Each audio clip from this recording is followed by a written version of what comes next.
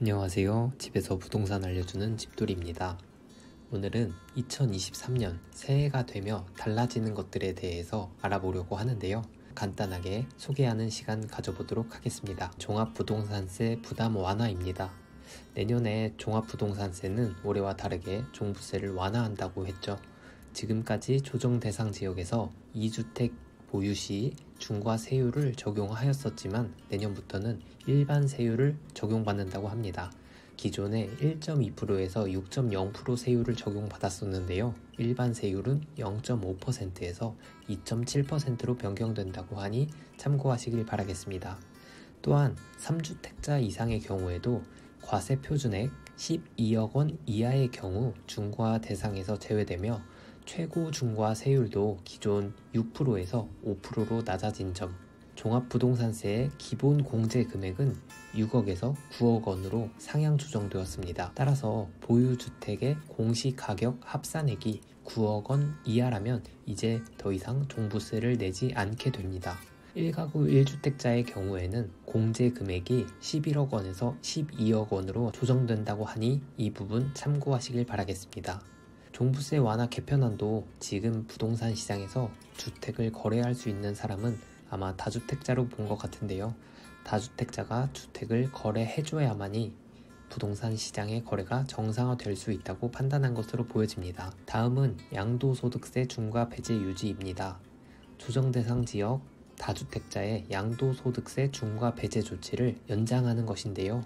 2024년 5월 9일까지 연장되며 새해에 주택을 처분하는 다주택자는 기존의 최고 세율인 82.5%의 중과 세율이 아니고 기본 세율을 적용받게 됩니다. 기본 세율은 6%에서 45%이고 주택을 3년 이상 보유했다면 양도차익의 최대 30%까지 장기 보유 특별공제도 받을 수 있게 된다는 점 참고하시길 바라겠습니다. 세 번째는 다주택자 LTV 허용입니다. 내년 1분기부터 서울 및 규제지역 내의 다주택자의 주택담보대출 금지 규제가 해제된다고 합니다. 기존에는 다주택자에게 대출을 일절 해주지 않았지만 이제는 서울 전 지역과 경기 과천, 성남, 하남, 광명 등 규제지역의 주택을 소유한 다주택자에게도 집값의 30%까지 주택담보대출을 받을 수 있게 됩니다. 결국 하락하고 있고 거래량이 없는 이 부동산 시장에서 거래의 물꼬를 틀 수 있는 건 다주택자로 보는 것 같습니다. 비록 30%이지만 이 부분을 통해서 거래를 일으킬 다주택자가 꽤나 수요가 있을 것으로 보여집니다. 다음은 생애 최초 취득세 면제입니다. 2023년 1월부터 생애 최초로 주택을 취득하는 구입자라면 주택 가격과 무관하고 연소득에 대한 제한이 없이 최대 200만원 한도 내에서 취득세를 면제받을 수 있게 됩니다. 기존에는 소득 조건이 7천만원 이하여야 하고 수도권인 경우 4억 원 이하, 비수도권인 경우 3억 원 이하 주택에만 취득세를 면제해줬던 점을 보면 이번 개편안으로 생애 최초로 집을 구매하시는 분들에게 희소식이 된 셈입니다. 이런 취득세를 소소하게 감면받는 것이 아주 쏠쏠한 혜택이기 때문에 주택 구입 계획이 있으신 분들은 참고하시면 되겠습니다. 다음은 월세 지출액 세액 공제 상향인데요. 현재 부동산 시장이 금리 인상으로 인해 전세 대출의 금리 부담이 커서 월세로 이동하는 경향이 있습니다. 따라서 전세가와 달리 월세액이 높아지는 현재 부동산 시장인데요. 내년부터는 총 급여가 5,500만원 이하인 사람에게는 월세 지출액의 17%, 연간 750만원 한도 기준으로 세금 감면 혜택인 세액 공제 혜택을 해준다고 합니다. 총 급여가 5,500만원 이상이고 7천만원 이하인 분들에게는 15%의 세액 공제를 해준다고 하니 7천만원 이하의 급여를 받으시는 분들은 월세 세액 공제 혜택을 꼭 받으시길 바랍니다. 유의할 점은 무주택자에 한하여 받을 수 있는 혜택인 점 참고 바라겠습니다. 그 다음은 무주택자 타 지역 무순위 청약입니다. 무주택자라면 이제 거주지와 상관없이 무순위 청약에 참여할 수 있게 되었습니다. 기존에는 해당 시, 군에 거주한 무주택자만 청약을 참여할 수 있었으나 이제 나의 주거지와 무관하게 무순위 청약을 신청할 수 있습니다. 23년도 상반기에는 공공분양, 미혼청년 특별 공급 제도가 도입된다고 하니 이 부분에도 관심 있으신 분들은 눈여겨보시길 바라겠습니다. 다음은 재건축 안전진단 기준 완화인데요. 내년 1월부터는 안전진단 평가 기준이 완화된다고 합니다.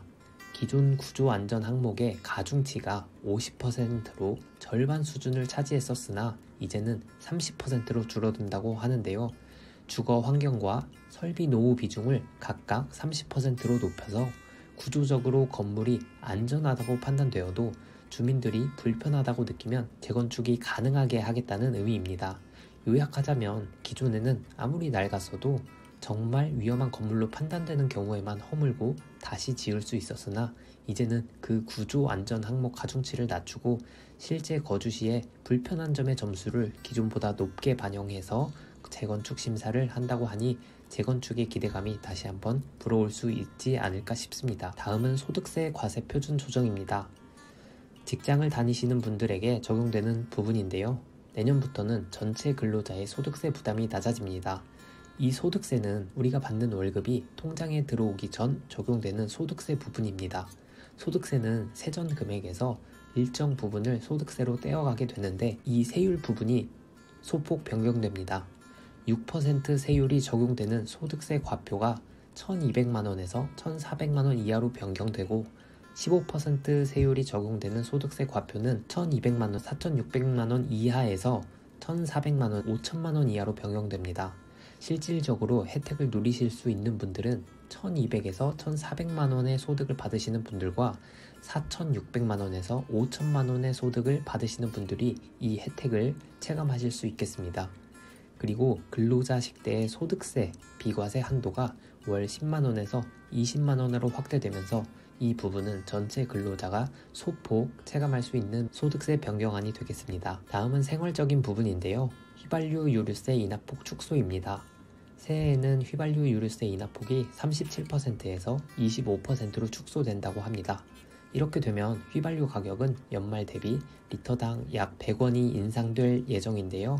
휘발유 값은 그나마 국제 유가 상승에 따른 대란이 오기 전 가격으로 어느 정도 돌아온 것 같습니다. 그렇지만 경유는 아직 사정이 그렇지 못하죠. 따라서 경유 유류세는 내년에도 지금처럼 37% 인하폭을 유지한다고 합니다. 자동차를 이용하시는 분들께서 체감되는 부분이기 때문에 이 부분 참고하시면 되겠습니다.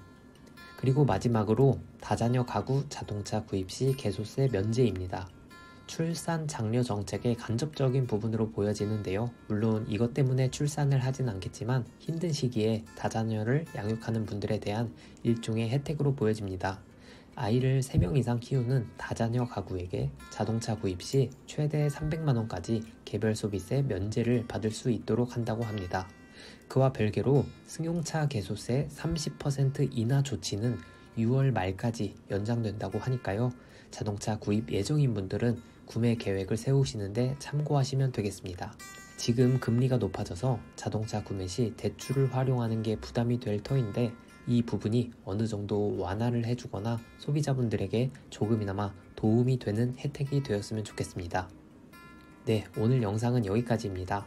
오늘 영상이 여러분들께 조금이나마 유익하셨다면 좋아요와 구독 한 번씩 부탁드리겠습니다. 저는 다음에 더 좋은 유익한 영상으로 찾아뵙도록 하겠습니다. 시청해주셔서 감사합니다.